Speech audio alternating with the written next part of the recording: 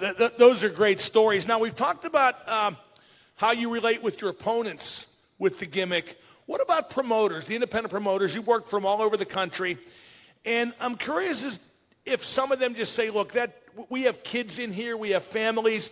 I'm curious if any promoters have asked you to not do it or tone it down, and if there's been any blowback after the fact from parents with kids in the audience after you do the gimmick.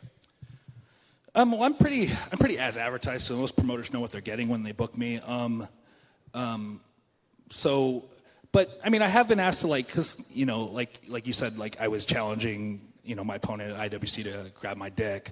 Some promoters said, can you relax on the verbiage, maybe not say dick, touch it, and that's fine. It still plays the same. But I just think dick's a funny word that people like to laugh at and fans like to chant. But yeah, and you know what though, it's actually the opposite, kind of the opposite of what you're talking about, because I once I did a show for a promoter and he was like, hey,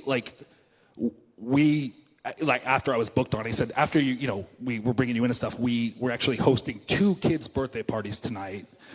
Do you mind not doing the bit? And I said, no, I'll wrestle however you want me to. You're paying me. But then I felt bad because, at the merchandise table after my match, so many people came up to me and were like, oh man, I came here to see you and I wanted to see the shtick.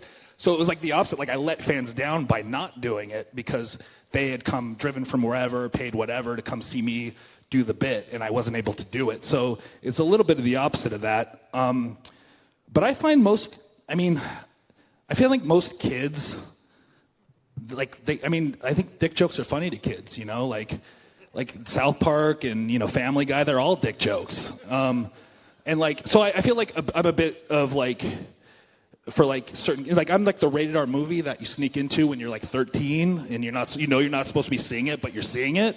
I feel like that's how kids react to me, and then they have fun with it. And most parents are understanding that if their kids are laughing and having fun with it. Like I said, I'm like an episode of South Park. They kind of understand. So that's the parents' reaction. And again, I'm pretty as advertised, and most parents, I would hope most parents would research what they're taking their kids to see before they see it. Well, I think one of the things that's great about it is, and I talked about this in the intro, Joey, it sounds very gimmicky when you hear about it, and certainly it is, but you also incorporate it in what turns out to be a legitimate wrestling match. It's not like an entire, let's say you go 15 minutes, it's not 15 solid minutes of a carnival act. It's a wrestling match that incorporates, I think if you broke it down time-wise, there's probably less dick stuff than you would imagine given your reputation. Right, you're going to hurt my brand if you keep telling people that. No. I'm lying. There's plenty of dick stuff. It's all dick stuff. It's, again, going back to, you have to tell the complete story. You have to have a wrestling match. You have to, I look at it, like I said, it's my Stone Cold Stunner and my pedigree, I want to hit it, not for comedic purposes. I don't want to hit it to be sexual. I want to hit it because I want to win the match. And as long as my character in the ring treats it as serious, the Joey Ryan you watch wrestle is never aiming for comedy. He wants to win the match. So as long as in ring from bell to bell, as long as I take it serious, the audience is willing to play. They can have fun with it all they want, but I don't treat the Joey Ryan character as a comedian going out and telling jokes. How the audience reacts is on the audience, but as long as I stay true to the fact that from bell to bell, I'm trying to win a match.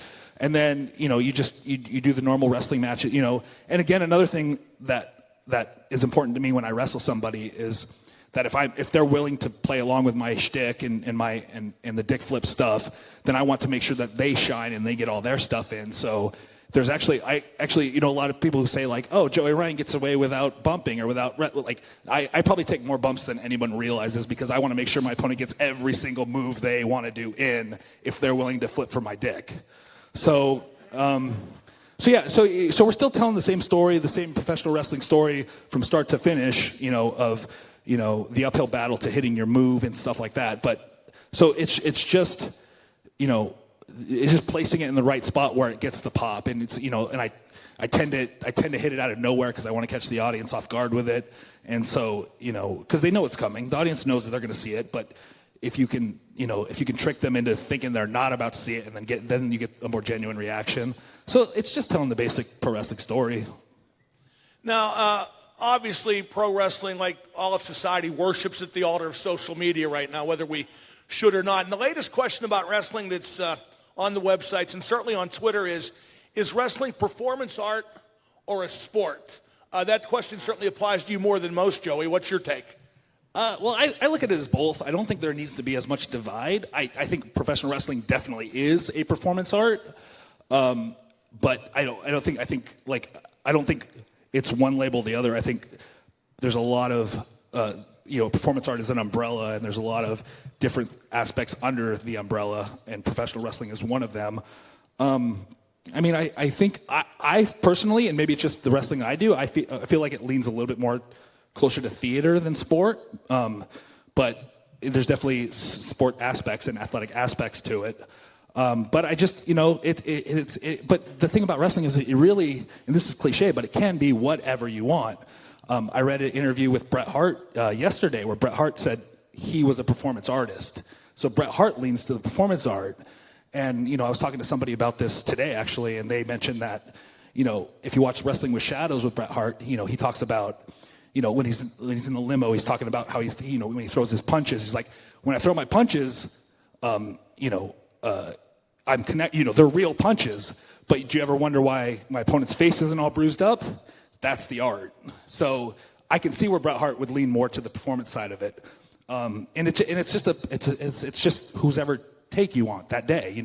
Everybody's going to have a different take on it. And I think, for me, I think that that's the wonderful thing about wrestling is that, you could have a different opinion than me, or I can have a different opinion than maybe even somebody I'm wrestling, but we make it work together. This gimmick please applaud. Great answer.